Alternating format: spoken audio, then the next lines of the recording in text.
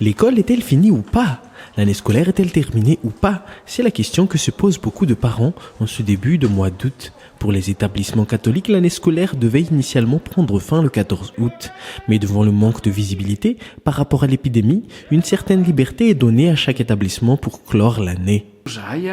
No nanentana ny sekoly hoe ny fidirana mibanjinina kaikaiky io koa fa mifamaranana anazy dia samy mijery hoe ahoana ny amaranana ny tito-pianarana ity ka na eo amin'ny lafo ny famitana amin'ny programa na fanaovana tantsorika sy ny sisa rehefa tsy vita tamin'ny famaranana ny tom-pianarana dia banjinina amin'ny fidirana.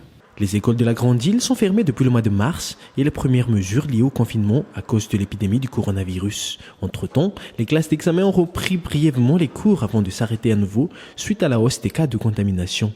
Depuis, aucune directive n'a émané des pouvoirs publics quant à la poursuite de l'année scolaire, surtout pour les classes intermédiaires. Les autorités ont fixé les dates des examens officiels qui permettront de sanctionner les élèves des classes de fin de cycle. Mais la question continue de se poser sur la manière de sanctionner les élèves des classes intermédiaires. Le collège Saint-Michel à Parbé, par exemple, a choisi de faire passer les élèves en classe supérieure même sans examen final. Là encore, la Direction nationale de l'éducation catholique a choisi de laisser libre les écoles dans leurs décisions. Ny direction avy aty amin'ny Foibe dia hoe jereo akaiky ny momba ny mpianatra tsirairay. Jereo akaiky ary dinio miaraka amin'ny ray aman-dreny mpianatra fa tsy tantin'ny ray aman-dreny mpianatra na hoe verimaina ny tom-pianarana anankiray.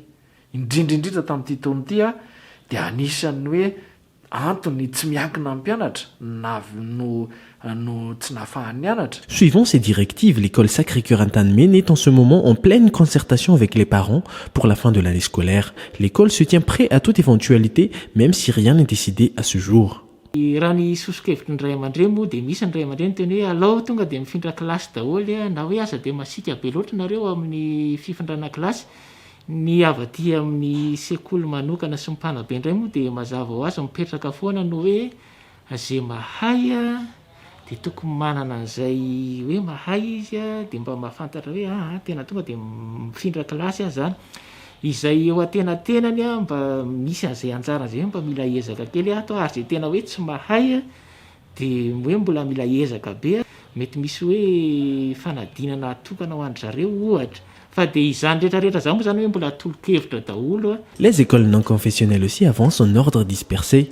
Beaucoup d'établissements ont donné des leçons à apprendre et des devoirs à faire à la maison. Ils jugeront les élèves à partir de ces devoirs. Ceux qui en ont eu les moyens ont opté pour des devoirs et des cours en ligne. Pour le groupe Les Séraphins, un examen en ligne qui se tient en ce moment même permettra entre autres de sanctionner les élèves des classes intermédiaires.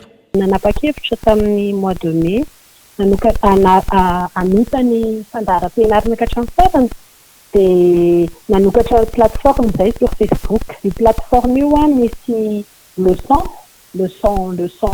dia misy explication mpampianatra zany hoe misy vidéo ampostenay ao isan'andro. Dia amin'izao amin'ity herinandro ity zay no manao ny examen final ho an'ny classe d'examen rehetra, ho an'ny classe intermédiaire rehetra zafady. À l'issue no idirena ny note de passage mpianatra. Ces examens, ainsi que cette méthode d'enseignement en ligne est une initiative propre de l'école, nous confie cette responsable, mais n'a été nullement proposée par les autorités. Aujourd'hui, 90% des élèves de l'établissement ont adhéré à la plateforme.